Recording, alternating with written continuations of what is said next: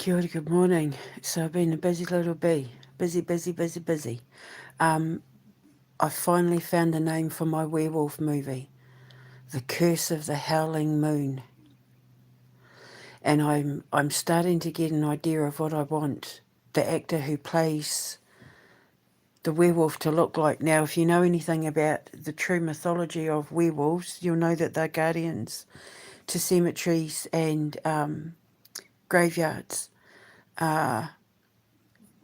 They're related to demon dogs and devil dogs and all of that sort of thing, the dog men and all that sort of mythology. It all comes from the same mythology of the werewolf, the lupine guardian, and it all goes back to Odin and his wolves Jerry and Freki, because Odin is the guardian of the underworld, right? So werewolves are connected to Jerry and Freki.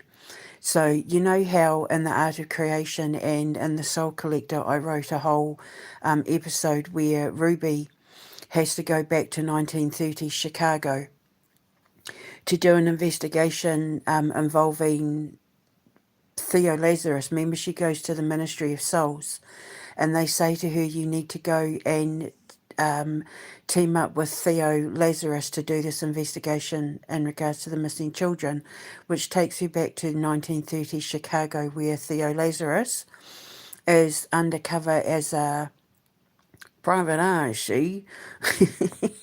So she has to go and pretend to be his secretary in order to investigate Chicago mobsters and that, to follow the trail for where these children are going missing. And she teams up with Theo Lazarus. Well, Theo Lazarus is also from the underworld like Ruby is, but where Ruby is the daughter of Hades and Persephone, Theo is the, I was thinking like nephew, but related to Odin, because Theo is technically a werewolf, right? So I'm thinking that the character in The Curse of the Howling Moon will be related to Theo and, Odin and Odin's wolves, Jerry and Freki. So now I just need a name for the protagonist, but I think that originally, remember I said that I wanted to film it, it's going to be steampunk style. Think League of Extraordinary Gentlemen and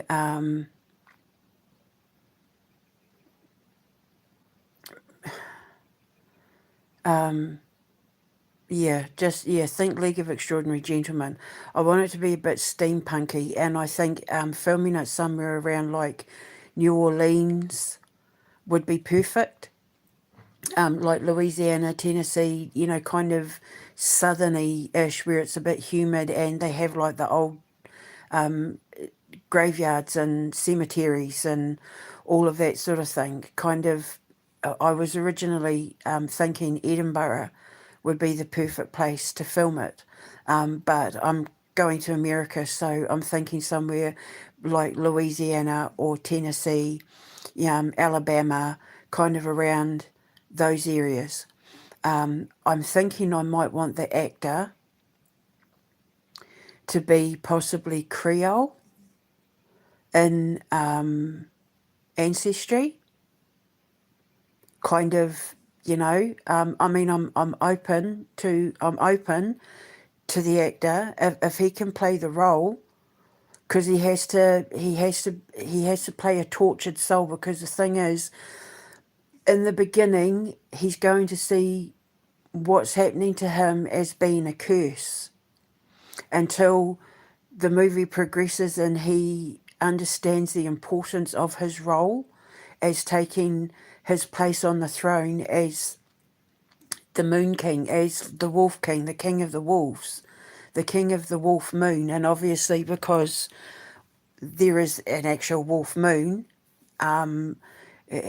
he gets turned in January, when it's cold. And like, I've got this whole scene written already that I've been working on this for how many months. It's just I didn't have a name for the movie. I know exactly how I want it all to look, and I want it to be a bit steampunky, Victorian-esque sort of, that kind of New Orleans-y sort of occulty, Creole, Haitian, voodoo-y kind of setting, but steampunk, with a bit of steampunk. So, like, like I said, League of Extraordinary Gentlemen, and I'm trying to think of other ones. That Johnny Depp's Willy Wonka was a bit steampunky. And that one he did where he was the barber was a bit steampunky. What's his name? Oh, God, I can't remember. What's that movie about the barber that was killing people? I can't remember. Tom? I can't remember, but I think that was steampunky. But yeah, League of Extraordinary Gentlemen, just a bit steampunky, but yeah. So I'm not going to go into the storyline. I'm not going to go into the semantics. I know that when he goes from man to wolf, it's not going to be like anything you've seen in a werewolf movie before. It's not like his bones are going to extend out and he gets the snout and, but whoever plays him is going to have to be quite agile and physically fit. I can see him in my head. He's going to have to wear like contact lenses because he's going to have to, like, his eyes are going to have to be like, yeah. So my special effects people, I want to try and limit animatronics where possible. I want to, whoever plays the wolf, whoever plays the werewolf, I don't have a name for his character yet. I would prefer that it was more based on the things that he could do. I would rather put him in harnesses and Photoshop the harnesses out than build animatronics. But I mean, like I said, I'm open to anything when I sit down with the script writers and tell them the storyline, and I sit down with my special effects crew and all of that sort of thing. But with this particular movie, even more than like my vampire movie and my Medusa movie and all of that sort of thing, I think I want to be totally reliant on the actor being physically fit and agile and being prepared to, run up the side of mountains with harnesses on a blue screen and all that and make it look like, he's just that powerful. So his character is going to have to be quite physically fit. But I'm thinking I want him to be maybe like have some Haitian in him or some Creole or, you know what I mean? Do you see my vision? So yeah, the curse of the Howling Moon. They get turned every January for the rise of the wolf moon. And he's related to the Wolf King. He's related to the Moon King, because they're all connected to Odin as well, depending on your mythology. But as an Indigenous shaman, as an Indigenous reverend, I represent all the mythologies. So I need a name for my character, but he's going to be related to Theo Lazarus, and they're both related to Odin, and because Miss Jodine from Miss Jodine and Friends, she's related to Odin as well.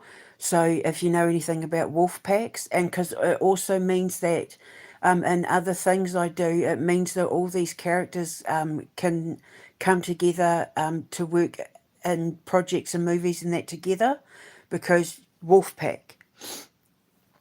So I need a name for my character, and I know that I know Haitians and Creole people, and that I know that they don't. I know they have their own underworld gods and things like that, but I'm just saying that I want him. He doesn't necessarily have to be Haitian or Creole to look at, but come from the areas of America, the parts of America where, where the slaves from the Caribbean and Africa and that brought their, like Mama Wata and all of that, where they brought their practices over, which then spilt out into the streets of like New Orleans and that, because you know what New Orleans is like when they have Mardi Gras and all that. It's not just olive skinned people that embrace that kind of life in places like New Orleans. You don't have to be dark skinned to embrace the Creole Haitian witch doctory practices. And I'm not. I don't do black magic. I don't go in. I don't engage in that sort of voodoo, and I don't engage in any practice where you don't have permission from the person you're doing the magic on. I don't believe in practicing any kind of magic that isn't free will. But we're talking about horror movies, and it's all make believe. But it's just that I want to teach people the truth about what werewolves really are, because they're same with Medusa, victimized. They're turned into and like Dracula, the vampire. Although in my horror movie, my vampire is pray for Nosferatu. He's a bad guy. However, in the movie, the expert that gets hired to come and investigate these vampire murders and that will explain the misunderstanding of how Vlad the Impaler got labelled with the whole Dracula thing that he didn't deserve. And I live just up the road from Whitby, where Bram Stoker's Dracula was inspired him to write Dracula. I live just up the road. I'm around all of that. I've got videos of me at the church in that where he was inspired to write Dracula, and Whitby is right there where they do like the vampire festivals and that, and it drives me up the wall because I can't stand the fact that there's a whole tourism industry based around a misunderstanding and misbelief in who Vlad was, in correlation to who Dracula was and who Bram Stoker was actually writing about. So I recorrect all the wrongs and the misunderstandings in history and mythology. But it doesn't mean to say that I can't make a scary vampire movie. It's just that you're going to learn the truth. And the same with werewolves, and the same with like gorgons. And although it's not the gorgons, it's Medusa herself that was misunderstood. She was a victim of horrendous circumstances because of a jealous goddess. So when I do my Medusa movie, you'll learn the truth, and you'll have empathy for her. You'll have sympathy for her. And the same with werewolves. People need to understand that werewolves were never ever anything to fear. Same with demon dogs, devil dogs, the dog man, that sort of thing. They're nothing to fear. They're actually a really important part of the spiritual ecosystem when it comes to the protection of our dead. So if you want to look at it from a rudimentary point of view, they protect cemeteries and graveyards from body snatchers and grave robbers and people who try to use graveyard dirt, cemetery dirt for occult practices and, that sort of thing. That's why they're there. And so that, this is what this movie's going to be about. But it's still going to be a horror. It's still going to be like bloodthirsty and all of that sort of thing. But it's telling the story of him learning about himself and who his bloodline actually are while he's howling at the moon and running around on all fours and, biting the necks of people and stuff. Because obviously when a werewolf goes on the hunt, because they have to eat. So, yeah, it's going to be quite something. It's a horror movie, but you'll come out of it with an understanding of why we have these werewolves placed in our mythology. why they're an important, what, like, just how important their totemic value is for the honour and the memory of the dead. And it's just when I see him standing, the actor, with his, his bright eyes, because, wolves have some of the most beautifully hypnotic eyes in the animal kingdom, so his eyes are going to stand out. He's got to have really piercing eyes. I just see him being olive-skinned and very sort of agile and physically fit and, able to... I want him to have super strength, like superhuman strength. He doesn't necessarily have to be like 6'7" or anything like that, but he definitely needs to be physically fit. And if I have to use wolf animatronics, then I will, but I would rather just use like a blue screen and hook him up to harnesses and that to have him leap across things, because he's going to have, the agility of a half man, half wolf, but he's going to have the strength of, yeah. So I don't want to go into too much, but the storyline is all there ready to go. I just needed a name for it, but now I've got it, The Curse of the Howling Moon. And my graphic designer, whoever does all my movie posters, he's going to have an extensive knowledge of movie posters throughout the ages, because most of my movie posters, especially ones like my werewolf one, and my Medusa ones and all that, I want them to be like old school, like Ray Harryhausen and Metropolis, and I want them to be all hand drawn and old school. And when we put them up all over the place, I want people to, because I know I'm going to, I want the first one off the production line. I want them to be collectible items. We'll put all mine behind glass. I'll have a copy for me to have personally for my own collection. And then, like, when we have our memorabilia museum and all that, like in the movie studio and game studio, because I'm going to take all the stuff from our games, movies and broadcasting house and that to have like a museum. And we'll have them all there, all the posters.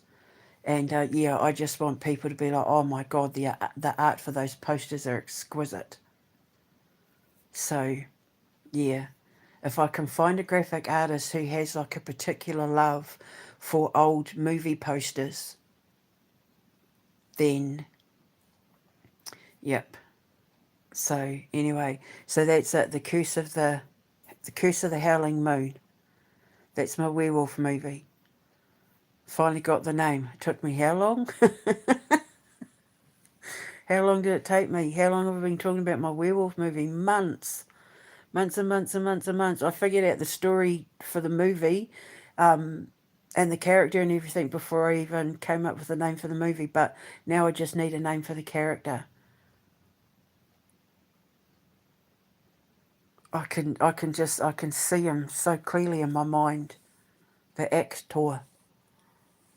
So when I hit the road, once I found a place to build and I've got all that going on behind the scenes, and I hit the road to do my the Mystery Inside History, and I'm doing casting calls and stuff like that. I'm hoping I'll find him down south. I want him to have that accent and everything. I think it'd be cool. But yeah, I'm open to interpretation. If the right actor came along and he was African American or white or whatever, but he could play the role of the tortured soul, that angst and, with the burden of carrying the curse, yeah, then, yeah, I'm up for anything. So it's the actor that's going to bring my characters to life.